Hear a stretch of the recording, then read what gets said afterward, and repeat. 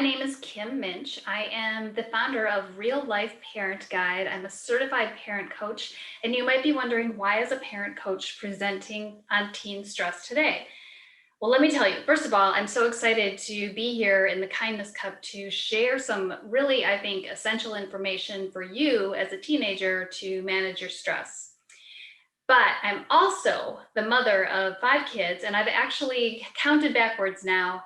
I have had teenagers in my home since the year 2000. So for the last 20 years, because my kids are 15 to 33 at this point, I have had teenagers in my house, and I've seen all sorts of stress over the years. And certainly now, during COVID, we can tend to have even more stress than ever. But I'm going to share with you some information, and I'm going to show you how to stay calm. So the title of my presentation is Finding Calm: Skills to Keep Your Sanity During Crazy Times, right? Such as these. So let me share my screen.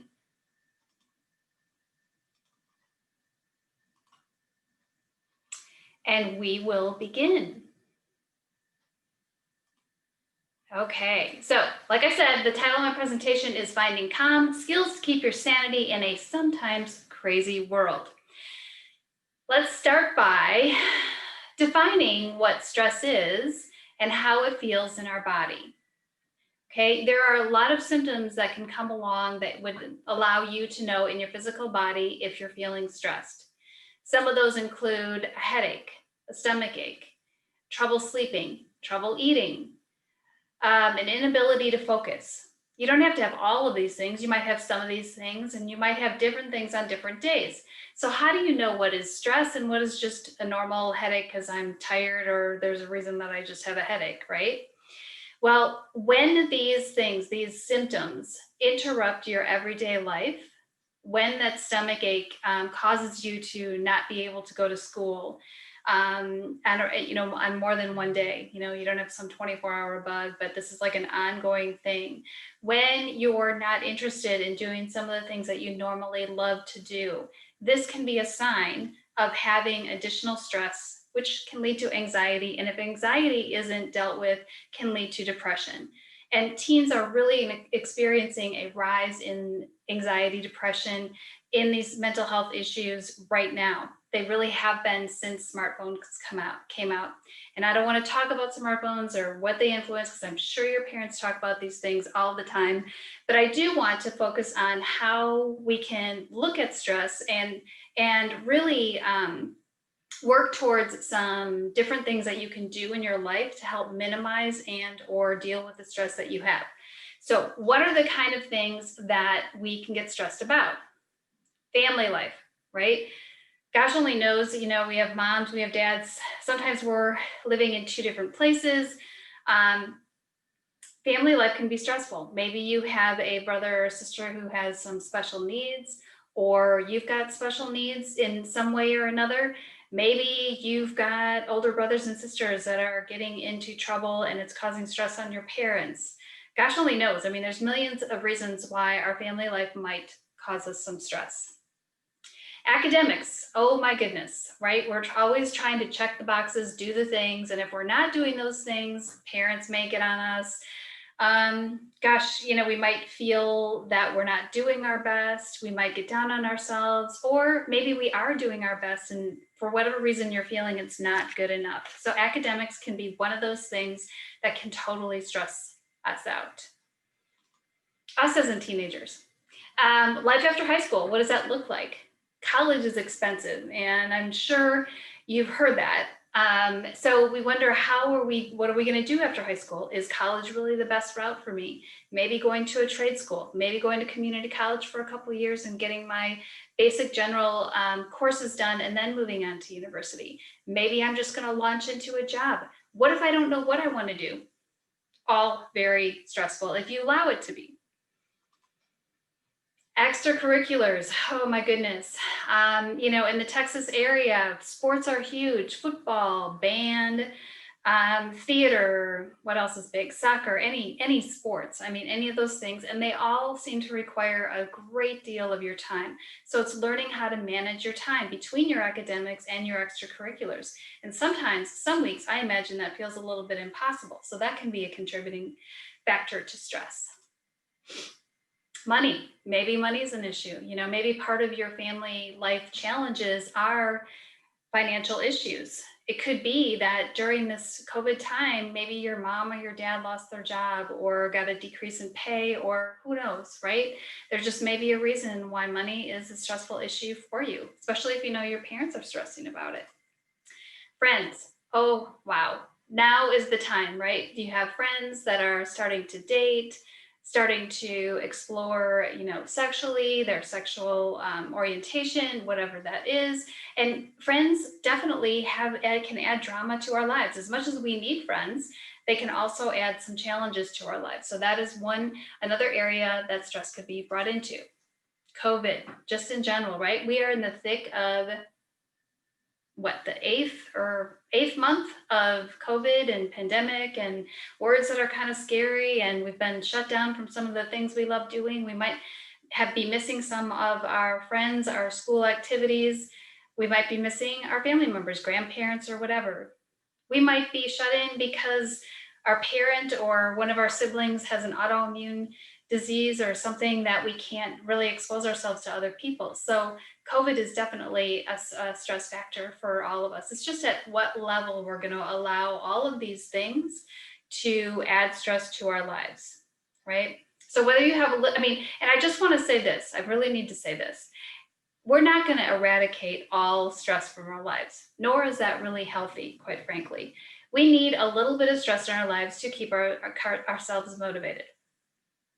We need a little bit of stress to keep ourselves going, and also to get us excited about things coming up, and maybe even to meet some deadlines. Say it's a report or an assignment or getting a test done in a certain amount of time. So some stress is great. Lots of stress, not great. So that's what we're going to talk about from here on out. How do we minimize that? What can we do? The first thing is take a deep breath in. Smell is so, so important to us, and it can really, really change our mood. I have a picture here of some essential oils. And essential oils can be a great way you can use lavender, you can use lemongrass. doTERRA is an excellent brand for this, but you can go to Sprouts and get some other brands as well. But aromatherapy is really all about using your sense of smell to help calm yourself down. And that is an excellent way to do it. Think about your favorite smell. Maybe it's when your mom is baking cookies, or your grandma's baking a loaf of bread, or gosh, I know smell can really, I love the smell of a fall burning fire. Wanting to remind ourselves of smells that make us feel happy and comfortable. Smells can also take us to a kind of a negative place. I can remember one time I was in the hospital with my third son, and it was an extended hospital stay, and my nurse wore a vanilla scented Bath and Body Works lotion. And oh my gosh, to this day, I can't smell vanilla Bath and Body Works lotion because it just really, So I'm sure you've got those smells too, right? Those smells that you put to negative memory. But what I want you to concentrate on when you're trying to calm your stress is what smells make you happy, make you calm down. Is it sand? Is it the ocean? Is it lavender? Try on some smells. What you can do is ask your mom or dad, if you need to, if you're not driving, to take you to Sprouts or someplace that sells essential oils, or to get in touch with someone who does sell them, because a lot of people sell them out of their home, and to try some different smells to see what might be soothing to you when you're stressed out. The other thing that I want to mention here is music. Music is most definitely, if you haven't figured this out by now, music is definitely a way for us to change our mood, to deal with our feelings at times. There's a lot of great songs, the lyrics, the melodies that can help us move through our emotions and help us feel better. Or if we're not, or if we also want to change our mood into something more upbeat, I like to put Alexa on in our kitchen and dance around the kitchen because I don't really like cooking, to be honest with you, even though I have 5 kids and I've been cooking for many years of my life. It's really not my favorite thing to do. So I like to put Alexa on and say, play some dance music, and then dance while it makes my chore of cooking much less stressful. So think about that. Maybe the next time in your kitchen, if you have the Google or Alexa, you can add some music to your room and to your day. All right, another way to deal with your stress that you have. All of these things that I'm talking about are helping you move the stress, which is really just thoughts, repetitive thoughts going on and on and on in our brain, out of your brain and through your senses in some way. So journaling is an excellent way for us to get our thoughts out of our minds, through our fingertips and onto paper. It can be incredibly cathartic. Getting stressful thoughts out of your head through your hands to just release them. That doesn't mean they're necessarily going to poof, magically go away. It does mean, though, as you journal over time, you can see what you had worried about, see if there's any patterns, see if there's anything that you can pinpoint that maybe you can interrupt the stressful thought that you're having. But you can't do that if you don't ever get it out of your head and onto paper. So I'm going to suggest you get like a super cute, or not cute, whatever, a nice journal for yourself. And then at the end of every day, just spend 5 minutes before you go to bed, kind of writing about the day. Don't write down, today I had this for breakfast. Today, that's fine, a little bit of that. But I want you to journal the way you felt today, like this day. Today I felt sad that the dog is 15 years old and he's starting to go down the hill, and it's making my heart really sad because I will really miss Rover's special way that he snuggles with me or something like that. So, you want to keep track of your feelings as opposed to at 10 o'clock I did this, at noon I did that. That make sense? Great. Okay, so take a few minutes, 15 minutes, whatever, maybe it's 5 minutes, to write down how your day went. And then also add at the end, I think it's really important when we're feeling down or stressed to think about the blessings that are in our lives, because no matter how crappy the world can be, there is always something to be grateful for. And so writing 3 things down every evening will help you remember the good things. Maybe it was that the sun came up. Maybe it was that you had hot cocoa for breakfast and that warmed your stomach up on a cold morning. Whatever it is, but 3 things. Maybe it was that cute guy or girl said hello to you in the hallway. Whatever. Okay. Meditation. I don't know how much you know about this, but I can tell you it is such a good practice to start. I wish that I had known about meditation when I was a teenager. I think it would have helped me a great deal. It's not a miracle cure, just like everything else I'm going to show you tonight or today, but it is a way for you to come back to yourself, slow down those thoughts, and just get your brain into a different mode than that being in stressful mode.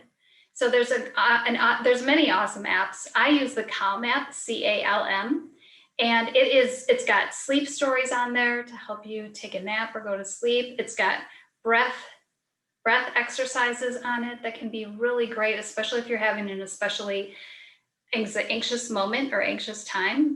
Changing the way you're breathing, and we're going to do that in a minute, is really, really a great way to lower your stress level. But getting into a practice of meditation every day, just for example, we just talked about journaling. So perhaps in the morning when you wake up, you can spend 5 or 10 minutes in meditation, sitting just as this young woman is here, just sitting quietly and being still with yourself. That's what I do in the morning. It's like the very first thing I do is 10 minutes. I have to sit up though and sit like she's sitting, because if I were to lay in my bed and do it, I would just fall back to sleep. So I sit up, I prop myself up, I'm sitting straight up, hands on my lap, and I spend 10 minutes with the Calm app on. I like raindrops as a background noise, just sitting with the raindrops. And there are times when you are going to be thinking, oh my gosh, I'm thinking about the schoolwork that needs to be done. So when that's going on, I want you to have a word that brings you back into yourself. My word is thinking. So if, let's say I'm sitting there and I'm meditating and all of a sudden the grocery list pops into my head or all the other errands I need to do, I'll say thinking. I'll say that in my head. I don't say it out loud. You can have whatever word you want, but for me, thinking then brings me back to myself. And I might have to say thinking, 20 times during 10 minutes to help me come back to center. But just keep doing it. It's a practice. Right now on the Calm app, I'm like 930 days in a row that I've meditated. And I can tell you this, it really helps me to pause and not jump into things and react to things. It helps me to be more calm around my kids. And while you don't have kids, but you might have siblings or friends, and it'll help you just stay calm and centered, and with your parents as well, because you might want to jump down their throat once in a while. I don't know. So meditation is another way. Okay, what about a mentor? What would it be like to have, I'm just going to move,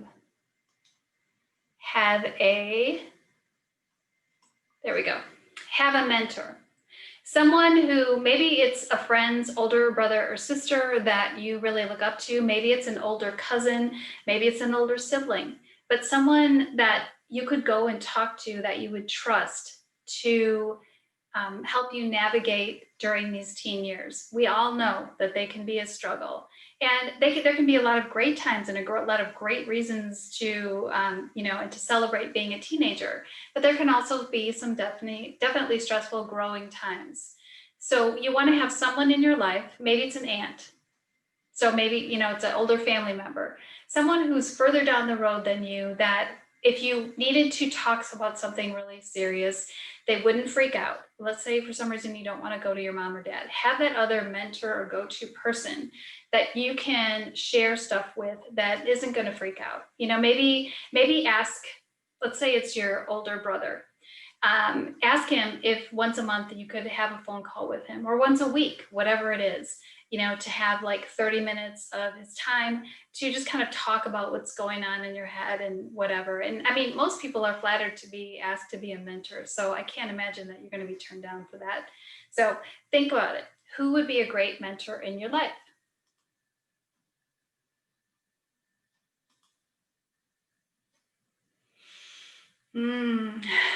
I mentioned breath work a few slides ago, and I want to bring that back. There are a lot of different types of breath work exercises that you can do, and I actually want to go through one here with you right now. Okay, this is called box breathing, and I'm literally going to take you through it. What we're going to do is we're going to breathe out for a count of 4, hold for 4 counts, breathe in for a count of 4, hold for 4 counts, breathe out for 4, hold for 4, breathe in for 4, hold for 4. And we're going to do a couple of repetitions of this, okay? So find a quiet, or find a good way to sit for just like 2 minutes that you won't be all fidgety and stuff. I'll give you a second to do that. Okay, and we're going to do this box breathing, okay? So let's begin, and I'm just going to count, and I'm going to do it with you. Ready? Here we go.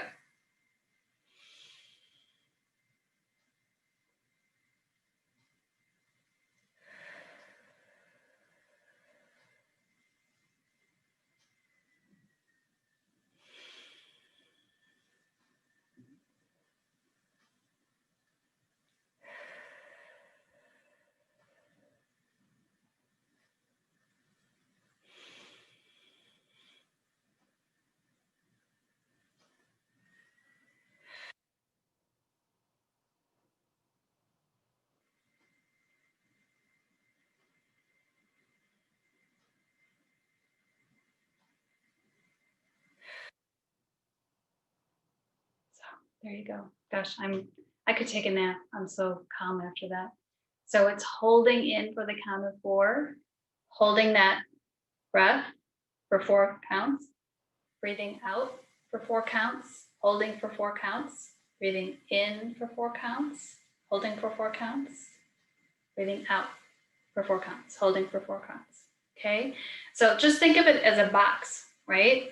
And if you did that box, even 2 rotations, if you drew 2 boxes, that would bring you to such a different space. Breath work is really, really a good way to get yourself out of that. And you can do that anywhere. You can quietly do that to yourself, with yourself, if you're in the middle of a test or an exam. Nobody has to know. I mean, I was kind of exaggerating there for you, but nobody really even has to know you're doing it. So I want to encourage you to practice breath work. And the last thing I want you to do is celebrate you.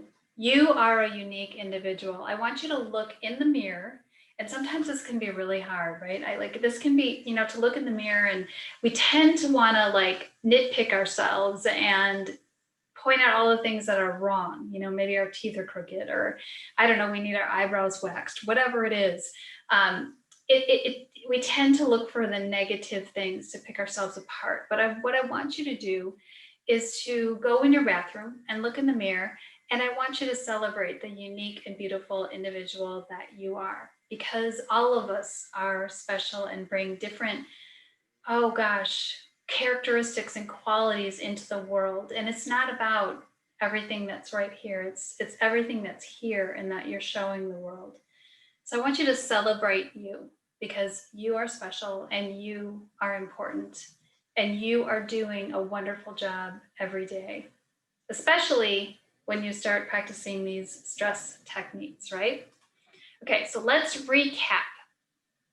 If you want to minimize the stress in your life, again, we're not going to go away, it's not going to fully go away, nor should it. But if you want to do some things, build them into your daily life for your self-care. It starts with aromatherapy or music therapy, right? Start really identifying music or smells that really help you change your mood. And this might be a little bit of work for you, but it should be fun work, right? Journaling and gratitude. So 15 minutes, 10 minutes, 15 minutes at the end of your day, get a cute notebook, like I suggested, or something that speaks to you. This one says, dream big, do what you love. It's got all sorts of affirmations on it. I think I got it at Barnes & Noble or something like that. Something simple. But journal for a few minutes every night, and you want to journal things that you're feeling, things that you're going through, so that you can look back at it. After a while, it'll be interesting to look back and see what kinds of things you were worried about. Like, let's think about it. When you're like an adult, it'd be kind of cool to look back. What was I worried about at 14, 15, 16? Kind of cool, I think, to have that reminder of where you were, because we're always evolving. Gratitude. So you want to end that journal entry with 3 things you're grateful for, because no matter how difficult things are, there's always something to be grateful for. Meditation. This is a practice. We're not going to be perfect at it. Just make a commitment to sit still and think about your breath going in and out, or use one of those nifty apps, like I said, Calm, C-A-L-M, my favorite, but there's other ones out there, and I'm sure you can find them. Seek a mentor. So who in your life could be someone that you would be willing and able to trust to share with? Someone that is going to give you wise counsel, and or someone you trust that isn't going to freak out. So seek that person out, because most people, when asked, like I said, would be really flattered to be a mentor for you. Breath work, box breathing. In for 4, hold for 4, out for 4, hold for 4. In for 4, hold for 4, out for 4, hold for 4. Two rounds of that, and you will be in a totally different headspace, okay? And then celebrate you, because you are unique. My number is here. I actually do work with teenagers. If you ever have interest in talking to an adult that would be totally non-judgmental and unbiased, someone that would maybe help you communicate better with your parents, I am a parent coach. So if they could use my services, I wanted to put that phone number up there as well. Thank you so much for listening and paying attention today. I hope that you have gotten something out of this presentation, and I look forward to, if you want to, connecting with you soon. Thanks.